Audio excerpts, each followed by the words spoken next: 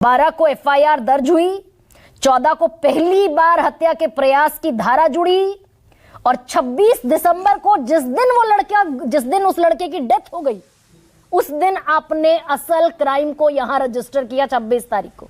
अनिल दुबे, ये दरअसल जो मनोज राजेंद्र पाठी कह रहे हैं कि we are creating gaps, intentionally we are doing that. Hindu मुसलमान हो जाए, ना ईसाइयों का देश है, ना मुसलमानों का देश है और ना नॉर्थ ईस्ट इंडियंस का देश है।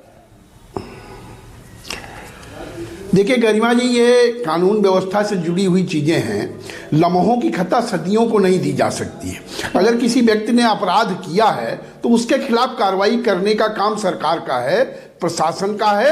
और अगर वो कहीं दोषी है, अगर देहरादून की पुलिस या वहाँ के पुलिस अधिकारी इसमें विलंब के दोषी हैं, उन्होंने कार्रवाई करने में कहीं कोई कमी छोड़ी है, तो उनके खिलाफ भी कार्रवाई होनी चाहिए। मैं इसको राष्ट्रीय लोकदल की तरफ से ये कहना चाहता हूँ। लेकिन अगर ये कहा जाए अनिल जी, क्या अभी तक उन दोषी अधिकारियों के खिलाफ कार्रवाई हो जानी चाहिए थी जिन्होंने एफआईआर लॉन्च नहीं की 3 दिन तक?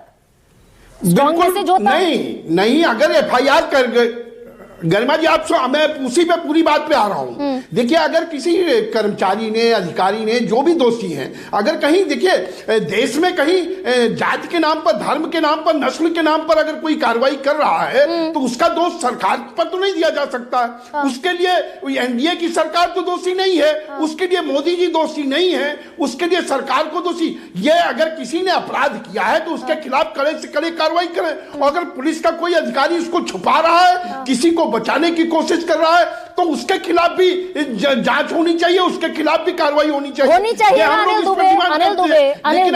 अनिल दुबे, एक्शन होना चाहिए जी। ऐसा डिवाइड कोई भी क्रिएट करने की कोशिश करेगा एक भारत श्रेष्ठ भारत में, तो कार्रवाई होनी चाहिए। नहीं, बिल्कुल भारत एक है और ये चंद लोगों के द्वारा ये अपराधी हैं। तो ये अपराधी की कोई जाति धर्म नहीं होता, अपराधी है और उसके खिलाफ कड़ी कार्रवाई की जानी चाहिए। ये यति नरसिम्हानंद खुला क्यों घूम रहा है उत्तर प्रदेश में? आप तो उत्तर प्रदेश से आते हैं। वो कह रहे हैं हिंदुओं को आईएसआईएस जैसा आतंकी संगठन तैयार कर लेना चाहिए। अब नहीं, अगर कहीं पकड़ लिया क्या उसको, चाहे उत्तर प्रदेश हो या कहीं का भी हो, उसके खिलाफ कार्रवाई की जाएगी। उत्तर प्रदेश में कानून का राज है। अगर कोई अपराध करने की योजना बनाएगा या करेगा तो उसमें कार्रवाई होगी। नहीं तो ये तो खुला घूम रहा है ना यति नरसिम्हानंद, तो इसलिए पूछ रही थी। नहीं तो उसको पुलिस उसके खिलाफ कार्रवाई करेगी। अगर कोई उसमें लापरवाही कर रहा है तो उसके खिलाफ भी कार्रवाई कराई जाएगी। कब करेगी?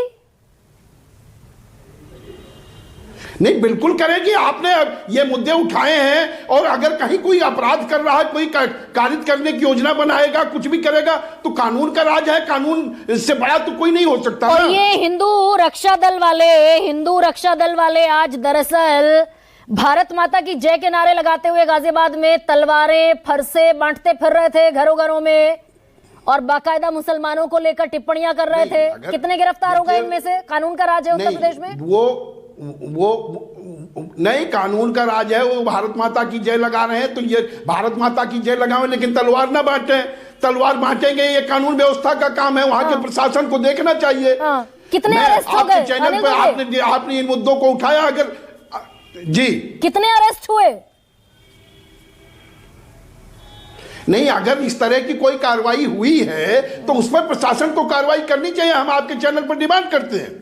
प्रशासन तो आपका दरअसल आपकी उत्तर प्रदेश सरकार, अनिल दुबे, आपकी उत्तर प्रदेश सरकार तो अखलाक को लिंचिंग करके पीट कर मार देने वाले लोगों को आरोप मुक्त करने अदालत पहुंच गई। छोड़ दीजिए इनको, गुनाहगार है ही नहीं बेचारे, बेकसूर है, मासूम है। देखिए, वो जो चीज विवेचना के बिंदु हैं, अब आप अखलाक की और पालघर की, आज मुद्दा तो हम उत्तराखंड पे हम लोग डिबेट करने बैठे हैं। जिन मुद्दों पर बात हो रही है उन मुद्दों से अगर हम इधर उधर जाएंगे तो इस मुद्दे पर जो है इस बच्चे को न्याय नहीं मिलेगा। इस मुद्दे पर रहिए। इसके लिए जो दोषी हैं उनके खिलाफ कड़ी कार्रवाई कराने की बात, ये आप यहाँ डिबेट में बैठे हुए, पैनल में बैठे हुए लोग, विक्रम सिंह जैसे लोग, मनोज राजेंद्र मेरे हिसाब से तो कार्रवाई की, ठीक है अनिल दुबे।